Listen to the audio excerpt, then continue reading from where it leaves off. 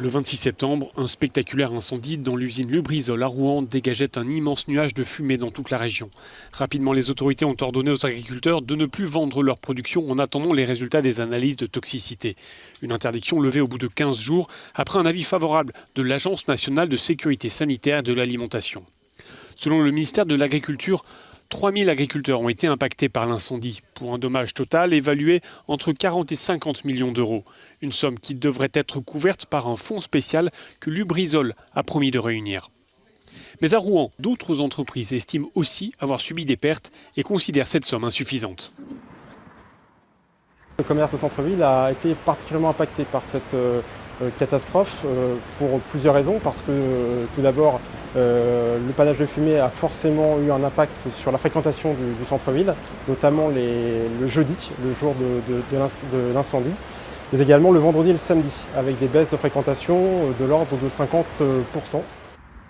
Au-delà des commerçants, des fournisseurs, sous-traitants et clients de Lubrizol ont également dû ralentir leur production et mettre leurs salariés en chômage partiel. Ce qui pose une question clé, de telles industries chimiques ont-elles leur place près des grandes villes ?